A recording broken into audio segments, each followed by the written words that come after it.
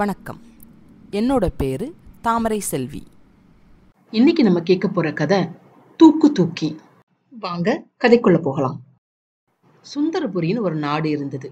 அந்த நாட்டோட மன்னருக்கு 3 பசங்க, ஒரு பொண்ணு. முதல் பையனோட பேரு சித்ராங்கதன், 2வது பையனோட பேரு விசித்ராங்கதன், 3வது பையனோட பேரு சுந்தராங்கதன், 4வது பொண்ணோட பேரு குணா. மன்னர் தன்னோட அமைச்சரோடையும் மகன்களோடையும் ராஜகுருவோடையும் நம்ம பொருளாதார நெருக்கடியை எப்படி சமாளிக்கலாம் அப்படின்னு டிஸ்கஸ் பண்ணிட்டு இருக்காரு. ஒவ்வொருத்தரும் பொருளாதார நெருக்கடி வர காரணத்தையும் அதனால வர கஷ்டத்தையும் சொல்றாங்க. இதையெல்லாம் கேட்டுட்டு நம்ம நாட்டுக்கும் குடிமக்களுக்கும் நல்லது பண்றதுக்கு ஒரே ஒரு வழிதான் இருக்கு, அது வியாபாரம் பண்றது அப்படின்னு சொல்றாரு. வியாபாரம்னா சும்மா வியாபாரம் கிடையாது, அயல் நாட்டோட வியாபாரம் பண்ணணும் அப்படின்னு யோசனை சொல்றாரு. அதை கேட்டதும் எல்லாரும் ஓகே அப்படின்னு சொல்றாங்க. சோ முதல்ல மத்தவங்கள வியாபாரம் சொல்றதுக்கு பதில் என்னோட மகன்களே முதல்ல அதை ஆரம்பிக்கட்டும் அப்படின்னு சொல்றாரு. உடனே சுந்தராங்கதன், இவன் தாங்க நம்ம ஹீரோ. இது புரட்சிகரமான திட்டம் தான், ஆனா புதுமையான திட்டம் கிடையாது. இது பழமைதான், மறந்து போன பழமையான திட்டம்.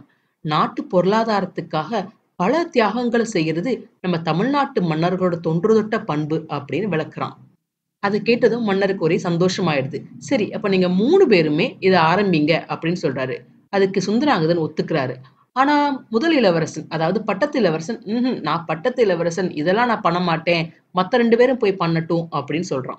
2வது இளவரசன், நான் ஏன் போகணும், சுந்தராங்கதன் இருக்கானே, அவன் ஒருத்தனே போதும் அப்படின்னு சொல்றான். இதை கேட்டதும் மன்னருக்கு பயங்கரமா கோவம் வருது. ஒருத்தர் வேலை பார்த்து மத்தவங்க எல்லாரும் உட்கார்ந்து சாப்பிடுற வேலை இனிமே நடக்கக்கூடாது. உழைக்கிறது ஒருத்தன், ஆனா அதை அனுபவிக்கிறது பலருங்கிறது ஒளிஞ்சாதான் இந்த நாடும் வீடும் செழிப்பா இருக்கும். அதனால யார் இந்த திட்டத்தை நல்லபடியா பண்றாங்களோ அவங்கதான் இந்த பட்டத்துக்கு உரியவன் அப்படின்னு சொல்றாரு. அதுக்கு சுந்தராங்கதன், பட்டத்தை பத்தி எல்லாம் நம்ம அப்புறமா பேசிக்கலாம், முதல்ல நம்ம மக்களோட நல்லது பண்றதுக்கு நம்ம பிளான் பண்ணுவோம் அப்படின்னு சொல்றாரு. உடனே ராஜா, நாளைக்கே 3 பேரும் கிளம்புங்க அப்படின்னு ஆணையிடுறார். ஆனா இந்த மத்த 2 பேருக்கும் இது சுத்தமா பிடிக்கல. அங்க இருந்து விடை பெற்றுக்கிட்டு வெளியே வந்து அவங்க 2 பேருமா பேசிக்கிறாங்க. இந்த அப்பா சுந்தராங்கனுக்கு முடி சூட்டிடலாம்னு பிளான் பண்றாரு, இந்த சதியை நம்ம கண்டிப்பா சதியாலதான் வெல்லணும் அப்படின்னு சொல்லி ஏதோ பிளான் போடுறாங்க. நெக்ஸ்ட் டே 3 பேரும் வணிகம் பண்றதுக்காக கிளம்புறாங்க. போற வழியில சுந்தராங்கதன், நம்ம சொர்ணபுரியில 2 நாள் தங்கிட்டு போலாம் அப்படின்னு சொல்றாரு. சொர்ணபுரி அவரோட மாமனார் வீடு. அதுக்கு அந்த 2 பேரும், உன்னோட மாமனார் வீட்டுல நாங்க ஏன் போய் தங்கணும், அலையா வீட்டுக்கெல்லாம் நாங்க வரமாட்டோம் அப்படின்னு சொல்லிட்டு அவங்க 2 பேரும் தனியா போயிடுறாங்க. இவர் மட்டும் சொர்ணபுரிக்கு போறாரு. சொர்ணபுரியோட மன்னர் ஒரு பெரிய மாமன்னர். அவருக்கு கீழே நிறைய நாடுகள் கப்பம் கட்டிட்டு இருக்கு. அவருக்கு ஒரே ஒரு பொண்ணு, அவளோட பேர் பிரேமா. சின்ன வயசுலயே அவளோட அம்மா இறந்துட்டதுனால ரொம்ப செல்லமா வளர்த்திருக்காரு. பிரேமாவுக்கும் சுந்தராங்கதனுக்கும் கல்யாணம் ஆகியிருந்தாலும் அவளோட அப்பாவுக்கு புகுந்த வீட்டுக்கு அனுப்புறதுக்கு மனசே இல்லை. அதனால அவர் கூடவே தங்க வச்சிருக்கிறார். இந்த சமயத்துல பிரேமாவுக்கும் அங்க ஜவுளி வியாபாரம் செய்யற ஒரு சேட், அவனோட பேரு நாமக்கரம் சேட், அவங்க 2 பேருக்குள்ளேயும் ஒரு நட்பு ஏற்படுது.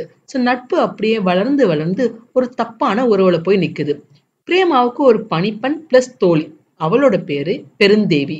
அவளுக்கு பிரேமா பிளஸ் சேட்டோட மேட்டர் தெரியும். சில சமயங்கள்ல எடுத்து சொல்வா, இதெல்லாம் தேவையா அப்படின்னு சொல்லிட்டு. பட் ஆனா அதையெல்லாம் பிரேமா கேட்கறது கிடையாது. ஒரு நாள் பிரேமா அந்த சேட்டு கொண்டு அந்த ட்ரெஸ்ஸை போட்டு பார்த்துட்டு அழகு பார்த்துட்டு இருக்கும் போது மன்னர் வர்றார். ரொம்ப அழகா இருக்குமா அப்படின்னு அவர் பாராட்டுறார். அப்ப பிரேமா சொல்றா, ஓயாம சேட்டை நான் ஆள் விட்டு வரவழைக்க வேண்டியதா இருக்கு, அவர் எப்ப வேணாலும் நம்ம அரண்மனைக்குள்ள வர்ற மாதிரி ஏற்பாடு பண்ணுங்க அப்படின்னு கெஞ்சி கேட்கிறா. மக கேட்டவன மறுப்பேது, உடனே ஓகே சொல்லிடுறாரு. அந்த சமயத்துல சுந்தராங்கதன் வர்றான்.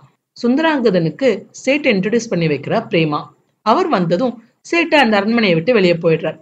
சொர்ணபுரியோட மந்திரி மகனோட பேர் Mathivanan, சுந்தராங்கதனோட best friend.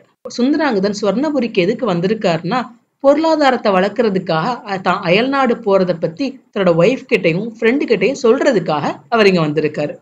So friend கிட்ட அவர் பேசிக்கிட்டு இருக்காரு, நான் அப்படியே அயல்நாடு போறேன் அப்படின்னு சொல்லும் போது ஃப்ரெண்ட் சொல்றாரு, அயல்நாடுக்கெல்லாம் போனா ஆளே மாறிடுவாங்க, அப்படிலாம் எதுவும் மாறிடாத அப்படின்னு அவர் சொல்லிக்கிட்டு இருக்காரு. அந்த சமயத்துல பிரேமா அந்த சைடு இவங்க பேசுறத கேக்குறாங்க.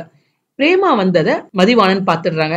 சரி சரி, நான் தப்பான நேரத்துல வந்துட்டேன், இது நீ சந்தோஷமா இருக்க வேண்டிய நேரம் அப்படின்னு சொல்லிட்டு அவர் போயிடுறாரு. அதை பார்த்ததும் பிரேமா, எப்ப பார்த்தாலும் நீங்க நண்பர் நண்பன் அவர் கூடயே பேசிக்கிட்டு இருங்க, பேசாம நீங்க அவரையே கல்யாணம் பண்ணிக்கலாம் அப்படின்னு கோவப்படுறாங்க. அதுக்கு இளவரசர், கோவப்படாத, நான் உன்னையும் பாக்குறதுக்காகத்தான் வந்தேன் அப்படின்னு சொல்லி சமாதானப்படுத்துறார். நம்ம ஹீரோக்கு ஒரு வித்தியாசமா வெத்தலையை மடிக்கிற ஒரு ஹேபிட் இருக்கு. ஸோ அந்த வித்தியாசமா மடிச்சு தன்னோட ஒய்ஃப்க்கு கொடுத்து சமாதானப்படுத்துறாரு. இந்த மாதிரி வெத்தலை சாப்பிட்டு எவ்வளவு நாளாச்சு அப்படின்னு சொல்லி சிரிச்சுக்கிட்டே அந்த வெத்தலையை வாங்குறாங்க. ஏன் இதை நான் சொல்றேங்கிறதுக்கு காரணம் பின்னாடி வரும். ஓகேங்களா? நெக்ஸ்ட் டே அவர் சொர்ணபுரியை விட்டு அயல் நாட்டு போறதுக்காக கிளம்பிடுறாரு. போற வழியில ஒரு ஆராய்ச்சி மன்றத்தை பாக்குறாரு. சரி, போற ஒரு வழிபோக்குன்னு கிட்ட இந்த ஆராய்ச்சி மன்றத்துல என்ன பண்ணுவாங்க அப்படின்னு கேட்கறாரு. ஆராய்ச்சி மன்றம்னா என்ன, பழைய சுவடியெல்லாம் எடுத்து ஆராய்ச்சி பார்ப்பாங்க, அதுல நல்ல விஷயம் ஏதாவது இருந்தா வெளியிடுவாங்க அப்படின்னு அந்த ஆள் சொல்றான்.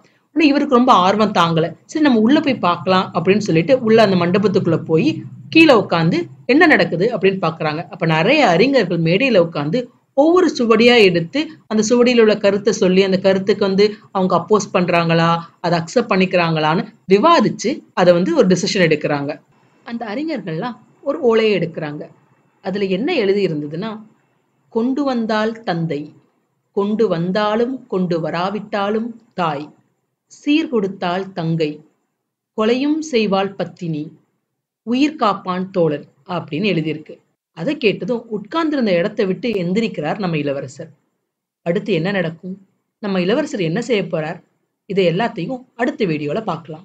இந்த பதிவு உங்களுக்கு பிடிச்சிருந்ததுன்னா லைக் பண்ணுங்க, ஷேர் பண்ணுங்க, சப்ஸ்கிரைப் பண்ணுங்க. நான் போடுற வீடியோஸ் உடனுக்குடன் உங்களுக்கு தெரிஞ்சுக்கிறதுக்காக நோட்டிபிகேஷன் பெல்லையும் கிளிக் பண்ணுங்க. என்னங்க, கதை சுவாரஸ்யமா போய்கிட்டு இருக்கா? மிச்ச கதையை அடுத்து வரும் பதிவுகள்ல கேட்கலாம். நன்றி, வணக்கம்.